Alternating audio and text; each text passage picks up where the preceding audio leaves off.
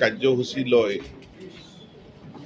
BTR অঞ্চলৰ শৈক্ষিক সমস্যা সম্পৰ্কে পৰ্যালোচনা কৰিছোঁ আৰু প্ৰথমখন পৰ্যালোচনা সভাত বিটিচি অঞ্চলৰ অন্তৰ্গত 23খন মহাবিদ্যালয়ৰ অধ্যক্ষসকলৰ লগত আমি পৰ্যালোচনা কৰোঁ। দেখা গৈছে বিটিচি অঞ্চলত ক্ৰমাগতভাৱে মহাবিদ্যালয়সমূহত এনৰলমেণ্টৰ সংখ্যা বাঢ়ি আহিছে।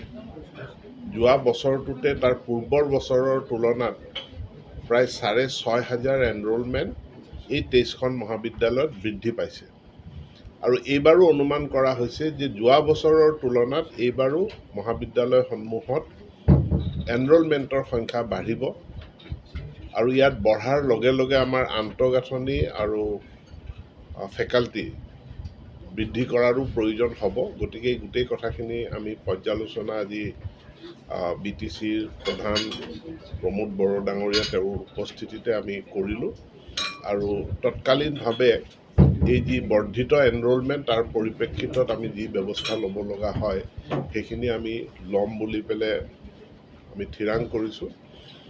ইয়াৰ লগে লগে আমি বিদ্যালয় শিক্ষাৰ এতিয়াও পৰ্যালোচনা সভা মোৰ হ'বলৈ বাকী আছে। বিটিচি অঞ্চলত যি চুক্তিৰ 6.3 নং দফা আছে সেই দফা কাৰ্যকৰী কৰা অন প্ৰিন্সিপল ভাৰত চৰকাৰ অসম চৰকাৰে এগ্ৰী কৰিছে আৰু সেইটো অনুযায়ী ইয়াতে ভেঞ্চাৰ বিদ্যালয় বা মহাবিদ্যালয় তাৰ প্ৰাদেশিকৰণৰ এটা ইছ্যু আছে। সেই ইছ্যুটো লৈ মই আলোচনা কৰিম আৰু চৰকাৰে সোনকালে ইয়াৰ ওপৰত ভাল সিদ্ধান্ত গ্ৰহণ কৰিব। এখন চুক্তি আছে, গতিকে সেই চুক্তি অনুযায়ী চুক্তিৰ 6.3 নং দফা 6.3 নং দফা অনুযায়ী এই প্ৰাদেশিকীকৰণখিনি বিবেচনা কৰা হ'ব। কিন্তু প্ৰাদেশিকীকৰণ বিবেচনা কৰিবলৈ যাওঁতে তাত নিৰ্দিষ্ট চৰ্তটো কণ্ডিশ্যন এপ্লিকেশ্যনটো হ'বই।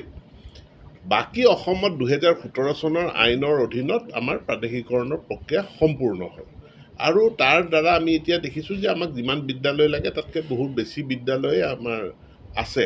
গতিকে সেই ক্ষেত্ৰত 2017 চনৰ আইনৰ আওতাৰ ভিতৰত থকা যদি কোনো বিদ্যালয় আছে তাৰতো প্ৰাদেশিকৰণ হ'ব। যদি আওতাৰ ভিতৰত থকা কোনো বিদ্যালয় নাই, যিসমূহ বিদ্যালয় নাই সেইবিলাকৰ প্ৰাদেশিকৰণৰ কথাটো এতিয়া অহা নাই। কোৱালিফাইং এক্সামিনেশ্যন টেট পাছ কৰিলে চাকৰি পাব তেনেকুৱাতো কোনো কথা নাথাকে। টেট পাছ কৰিলে চাকৰি আবেদন কৰিব পাৰে, প্ৰভাইডেড তেওঁৰ প্ৰাথমিকত হ'লে তেওঁৰ DLEDো লাগিব, মাধ্যমিকৰ হ'লে তেখেতৰ BEd ডিগ্ৰীটো তেখেতক লাগিব। গতিকে নিযুক্তি প্ৰক্ৰিয়া এটা সামগ্ৰিকভাৱে অসমত আৰম্ভ হৈ গ'ল আৰু হৈ যোৱাৰ পাছত এতিয়া আমি কোৰ্ট কাছাৰীৰ মোকদ্দমা এইখিনি এৰাই চলি পেলাই নিযুক্তিটোক আৰু আগবঢ়াই লৈ যাব বিচাৰিছোঁ। শেহতীয়াভাৱে 6 শিডিউল এৰিয়াৰ যিহেতু এইটো এটা ট্ৰেন্সফাৰ্ড ছাবজেক্ট, গতিকে 6 শিডিউল এৰিয়াৰ কাৰণে পৃথককৈ টেট অনুষ্ঠিত কৰা তাৰো এক সিদ্ধান্ত হৈছে।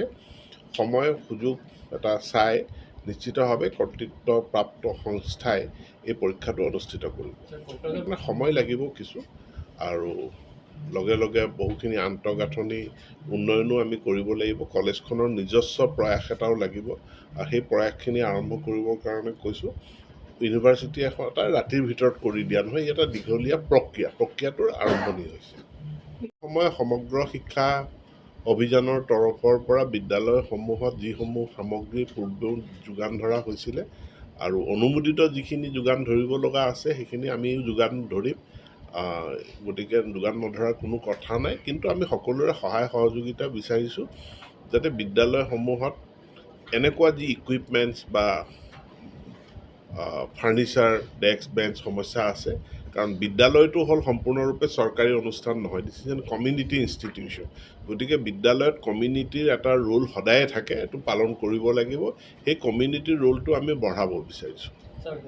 লগা নাই, ইয়াত এটা ভুল বুজাবুজি হৈছে। কিছুমান মানুহে এটা ভুল বাৰ্তা দিলে যে আমি মাতৃভাষা মাধ্যম প্ৰত্যাহাৰ কৰিব বিচাৰিছোঁ। অসম চৰকাৰে ক'তো কোনো মাতৃভাষা মাধ্যম প্ৰত্যাহাৰ কৰাৰ কোনো সিদ্ধান্ত লোৱা নাই আৰু নলয়। কিন্তু মাতৃভাষাৰ লগে লগে ইংৰাজী ভাষাৰ ইয়াৰ গুৰুত্বটো, ইয়াৰ যিটো এডুকেশ্যন শিক্ষাটো তাক শক্তিশালী কৰাৰ কাৰণে কিছু ব্যৱস্থা আমি গ্ৰহণ কৰিছোঁ। তাৰ কাৰণে দুটা বিষয় আমি ইংৰাজী ভাষাত আমি পঢ়াব বিচাৰিছোঁ, কাৰণ অনুশীলন কৰাব বিচাৰিছোঁ। কাৰণ ভাষা এটা শিকিবলৈ হ'লে কেৱল ইংৰাজী বিষয়টো শিকিলে ইংৰাজী শিকা নাযায়। তাত থিয়ৰিটিকেল কথা শিকিলোঁ, কিন্তু তাৰ অনুশীলনো আমি কৰিব লাগিব। মই অহা 18 তাৰিখে সংগঠনসমূহক আলোচনালৈ মাতিছোঁ, আৰু আলোচনাৰ জৰিয়তে আমাৰ মাজত যি ভুল বুজাবুজি আছে এইখিনি দূৰ হ'ব বুলি মই আশা কৰিছোঁ। মই আদৰণি জনাইছোঁ আমাৰ শিক্ষামন্ত্ৰী ডাঙৰীয়া আজি আমাৰ বড়োলেণ্ডৰ শিক্ষা সমস্যাবিলাকক লৈ পেলাই পৰ্যালোচনা কৰিবলৈ উপস্থিত হৈছে। ইতিমধ্যে আমাৰ যিখিনি প্ৰভিন্সিয়েলাইজ কলেজ আছে তেখেতসকলৰ লগত ভাৱ বিনিময় কৰা হৈ গ'ল। মেক্সিমাম কলেজত ইনফ্ৰাষ্ট্ৰাকচাৰৰ সমস্যা আছে, আৰু কিছুমান কলেজত অলপ মানে ষ্টাফৰ অলপ সমস্যা আছে। এইবিলাক সমস্যা সমাধান কৰাৰ লগতে আমাৰ মহাবিদ্যালয় পৰ্যায়ত শিক্ষাটো কেনেকৈ গুণগত শিক্ষা কৰা যায় আৰু তাত থকা সমস্যাবিলাক কেনেকৈ এড্ৰেছ কৰা যায়, ইয়াৰ ওপৰত মন্ত্ৰী মহোদয়ে খুব বিতংকে আজি ভাৱ বিনিময় কৰিলে। আৰু এই আলোচনাই আমাৰ যিখিনি কলেজ আছে সেই কলেজৰ শিক্ষাত বহুতখিনি আমাৰ সহায় কৰিব, এনেকুৱা মই আশা কৰোঁ।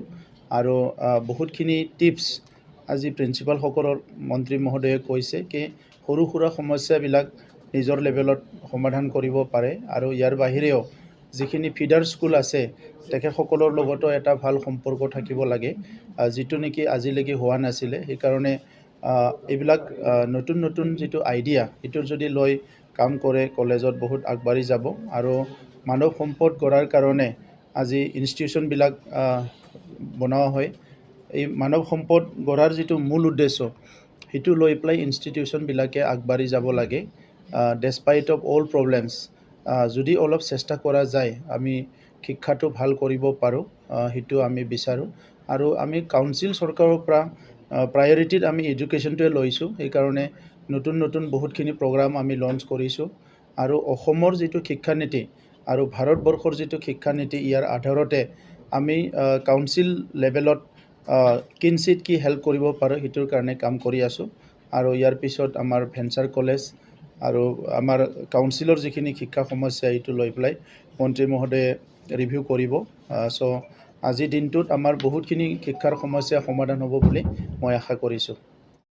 কথাই নাই, আৰু ইয়াত কনফিউজন মানে ক'বলৈ গ'লে কোনোবাইহে কৰিছে, না আমাৰ অসম চৰকাৰে কৰিছে, না কাউন্সিলে কৰিছে, না কোনোবাই কৰিছে। তো 6.3টো আগতে ক্লিয়াৰ, এতিয়াও ক্লিয়াৰ। খালি কথা আছে কি একৰ্ডৰ সময়তো কথা পতা হৈছিলে যে যিবিলাক বিদ্যালয় লোৱা হ'ব সেইখিনি নিট বেছ হ'ব লাগিব। চ' নিট বেছটোৰ কাৰণে এতিয়া কিছুমান ক্ৰাইটেৰিয়াটো ফুলফিল কৰাৰ কাৰণে কিছুমান পলিচি মেটাৰত অলপ শ্ল' হৈ আছে। কাৰণ অসমত বহুতখিনি ভেঞ্চাৰ স্কুল আছে, কলেজ আছে, কিছুমানে ক্ৰাইটেৰিয়া ফুলফিল নকৰে। তো সেইকাৰণে লাগে আমাক ইনষ্টিটিউশ্যন, কিন্তু প্ৰয়োজনতকৈ বেছি হ'লে সেই স্কুলবিলাকে মানে ছাৰ্ভাইভ কৰিব নোৱাৰে, বৰঞ্চ প্ৰব্লেমহে ক্ৰিয়েট কৰে। তো সেইকাৰণে ইয়াৰ ওপৰত কোনো কনফিউজন থাকিব লাগে বুলি মই নাভাবোঁ। 6.3 অলপ সময় লাগিছে, বাট উই আৰ হোপফুল।